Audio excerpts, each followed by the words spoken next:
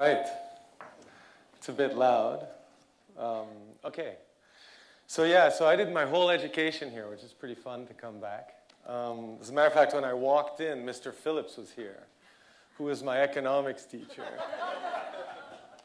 I'll never forget.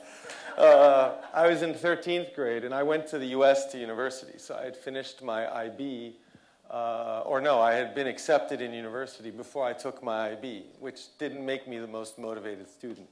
And there were a bunch of people who weren't going to the US and who had to do their IB.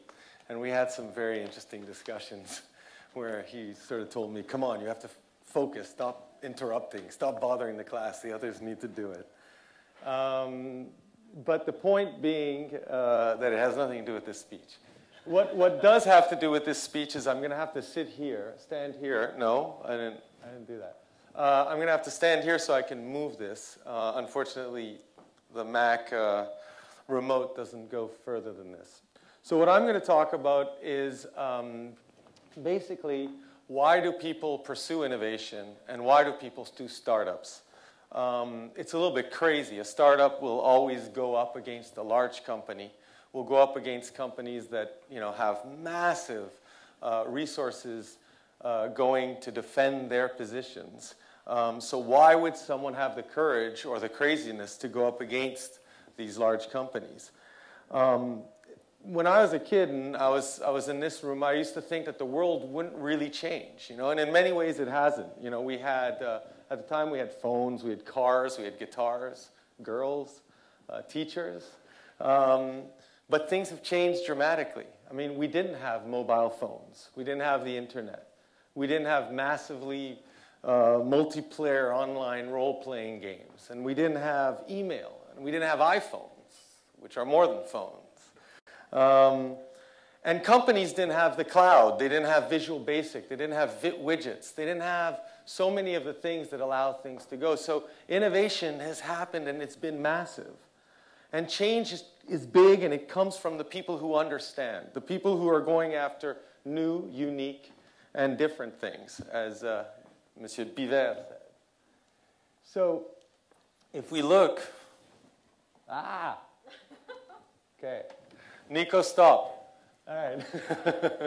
If we look at, for example, innovation, the impact of innovation, I just printed out today the 20 largest companies in the US. And what's crazy is that you can see that 6 of them were startups that were founded by venture capital.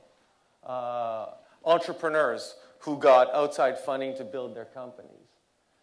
And startups continue. And a bunch of these companies weren't around 5 years, and all of them weren't around 10 years ago. And these are companies that have completely and utterly changed our lives. So how does innovation fare in a globalizing world, and how does innovation happen when there's so many forces against it? All we have to do is look around us at the economy, and bearing in mind that, innovations are coming from startups, but we look around us at the economy, and things are tough, there's recession in the air. We look at Greece, the debt of the US, the price of gold. Uncertainty is becoming the norm. And there's fear out there. There's fear of irresponsibility by the people in power. And there's shock. There's shock at what could happen if we look forward. All of the things that are so difficult for us to deal with. But the fact is, that's not that different to the environment that startups are always facing. It's always tough to be a startup. You have no customers when you start, right? You got no money. You're on a battlefield, and you're fighting guerrillas. So what are you going to do? It's a difficult world to be in. But then suddenly you have an idea, all right? And when the idea happens, you take advantage of it. So there's a few ideas here that I put, just showing the strength and the power of innovation in our world. Today, over 2 billion people are using the internet. The best stat I was able to find went to January 2008, and it stopped south of 600 million. We're over 2 billion today. Habits are continuously changing. The way people spend their time is changing. The way people are spending their time on the internet is changing. And it's changing from 3 years ago. It's changing from 10 years ago. Today, you've got Twitter that didn't really exist 2-3 years ago. And Facebook didn't exist 5 years ago. And YouTube came between the two. And Flickr arrived at the same time. And this is where people are spending most of their time on the internet. The paradigms are changing. We now have open source. You know, open source is software where the code is made public, where people can use it but can contribute to it. And what it's done is it's completely displaced all of the traditional software models. And basically, people now have the opportunity to create new softwares using existing softwares and not necessarily having to pay them until they're successful. And there's completely new technologies. There's new technologies that allow companies to have variable costs where they used to have fixed costs. Able to use computer power only when their customer uses it. So they don't have to buy it before and create server rooms. And they're also able to scale incredibly rapidly. So if people really like it, well, you know what? They've got the back end, they've got the server rooms behind them because they're out there and they're being hired and rented from someone else who's spent to build it. That's what Amazon Web Services does, right?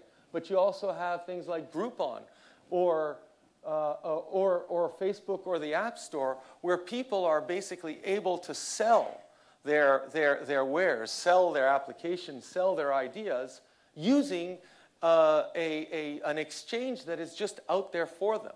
They don't have to go out in traditional marketing methods, and they don't have to like go to find the traditional players who would have charged them to market it. Instead, they can use things that exist there free, or they're not free, but where you pay only for the usage that someone who is buying them will pay for you. You'll just take a little piece from what they're going to spend and you're going to pay it. But you also have Google App Engine, where you're able to build applications using stuff that has been developed by other people and just putting it together like Lego pieces. The fact is, these are all new platforms that have all developed in the last 5 years.